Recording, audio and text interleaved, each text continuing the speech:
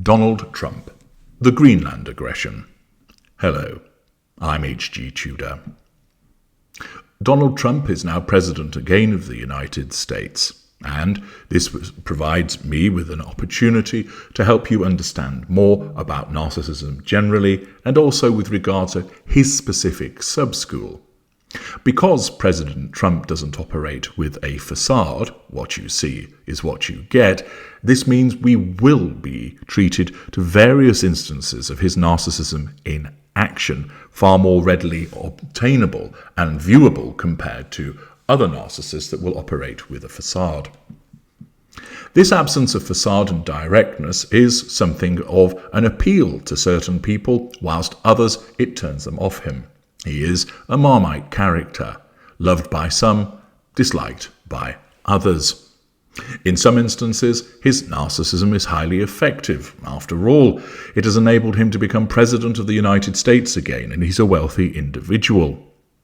It is also the case, however, that his narcissism causes him to behave in a way which many people see as unpleasant. Indeed, it attracts various disparaging descriptions. Nevertheless, the absence of the facade means that we can see this upper lesser type B narcissist in action. The upper lesser type B is summed up as an individual that is brash, belligerent, bombastic, and Trump is certainly all of those things. And early into his second presidency, we have an example of how his narcissism is causing him to behave. The Times reports that Donald Trump repeated his demand to be given control of Greenland in a horrendous phone call with the Prime Minister of Denmark. On the basis that this has been reported accurately, the first thing to note that as a president is making a demand to being given control of Greenland. Greenland is a self-governing country within the Kingdom of Denmark, and therefore for the leader of another country to come along and demand to be given control of it, if that is what occurred, demonstrates a sense of entitlement, a bullying approach, that's mine now, you better give it to me. And it would appear that because his demands were not being met, this resulted in a heated, ignited fury on the part of the president. The US president spoke to Mette Frederiksen for 45 minutes last week and became aggressive when he was told that Greenland was not for sale, the Financial Times reported. Accordingly, driven by his sense of entitlement, which he sees as representing America's interests, he states that he wants Greenland. He's told, you can't have it. It's not for sale. That is a threat to his need for control. Accordingly, this causes his fury to become ignited, and it manifests as him being aggressive. There will be certain world leaders who you would not expect to respond in a similar way, even though they are narcissists too. But as an upper lesser type B, this reported response is entirely commensurate with Trump's narcissism. Don't give him what he wants, he erupts. Many people liken him to being a man baby. It's a toddler tantrum, and that is the way that the upper lesser type B will behave. It was then reported that Trump again threatened to impose punitive tariffs on Denmark if it refused to give up its autonomous territory in the Arctic. There will be those that will see that as bullying behaviour, which again is representative of the behaviour of the upper lesser type B narcissist.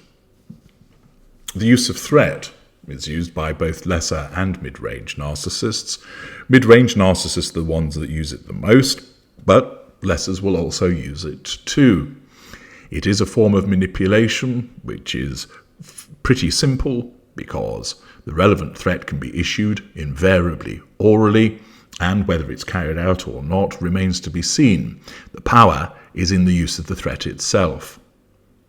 The Times reports that Frederiksen offered closer cooperation with the United States on military bases and mineral exploitation on the island. But senior European officials said Trump balked at the offer, demanding full US control. Accordingly, his narcissism tells him, this is what you ought to demand. In essence, what's good for America is good for you. And we want full US control. His narcissism doesn't recognize the boundary of this being a self-governing country that is part of another nation. It simply states, we need it because it will make you look good, therefore you demand it, and we will utilize the explanation of the utilization of Greenland for the interests of the United States in order to make you look good. Trump is very transactional. If you're doing something that he likes, you're a great, great person. If you're not, you're awful. And that can change in an instant, demonstrative of the black and white thinking of the narcissist, and it's particularly prevalent with Donald Trump by virtue of the fact that he doesn't operate with a facade and he's widely reported on. Here, a proposal that's offered which might be seen as sensible, namely closer cooperation with regard to military bases and mineral exploitation, is rejected. Not so much because of what it represents, namely, or rather what it is, but rather because of what it shows. It is a denial of his control, a threat to it, which means he rejects it. It was horrendous, one source told the newspaper. He was very firm. Before it was hard to take it seriously, but I do think it's serious and potentially very dangerous. A Danish former official added, it was a very tough conversation. He threatened specific measures against Denmark, such as targeted tariffs. The standoff is certain to deepen alarm in Europe as transatlantic ties come to growing strain within days of Trump's return to the White House. Since taking office, the president has threatened heavy tariffs on the EU, use of threat, demanded a massive increase in defence spending from NATO allies, issuing of a demand, which includes Denmark, and publicly suggesting annexing Greenland, the Panama Canal, and Canada. Now, remember that with certain of these demands, some of them might actually be reasonable. For instance, the United States saying, why should we be bearing the cost in relation to NATO? You should all be paying your fair share. Also, that is probably a reasonable stance to take. But remember, it's not actually about that. It's about his narcissism needing to control other people, and it uses those things as a means to get that control.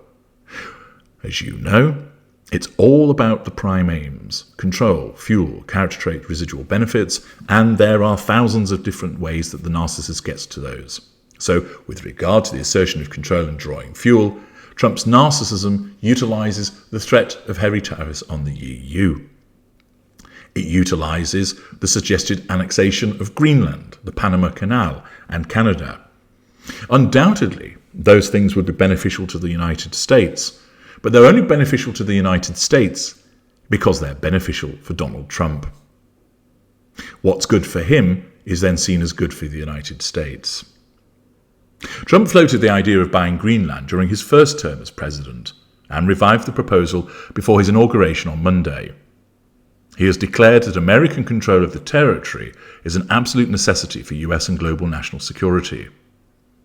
European powers hoped Trump's comments were the opening gambit in a negotiation for greater influence in the Arctic, where Russia and China are expanding their strategic positions. Now, pausing there, on the basis that Russia and China are expanding their strategic positions, that would be seen as a threat to the United States. And because Donald Trump's narcissism sees him and the United States as one, a threat to the US is a threat to him, which is a threat to his need for control, hence this response. The intent was very clear, one person briefed on the call said. They want it. The Danes are now in crisis mode. The Danes are utterly freaked out by this. The White House has not commented on the call. Frederiksen has said that she noted Trump's big interest in Greenland, but repeated that it was not for sale. The Prime Minister's office said it did not recognise the interpretation of the conversation given by anonymous sources. The government of Greenland has signalled that it is open to closer defence and trade ties with the Trump administration since the president revived his interest in the territory. The island of about 57,000 inhabitants is already home to a US space base and holds vast untapped deposits of oil and rare earth minerals, which are crucial for manufacturing batteries and high-tech devices. Greenland's Prime Minister, Muta Egede, said this month that he welcomed American investment in mining and tourism, but insisted the territory's future was Greenland's business. We don't want to be Danes, we don't want to be Americans, of course, we want to be Greenlanders, he said. Accordingly, if all of this has been reported correctly, we see another instance of where Donald Trump isn't getting his way. It immediately reverts to heated, ignited fury, the issuing of threats, and the manifestation of aggression. I'm sure there'll be plenty of other instances that will enable us to see the interplay between his narcissism and the interests of the United States. I'm H.G. Tudor. Thank you for listening.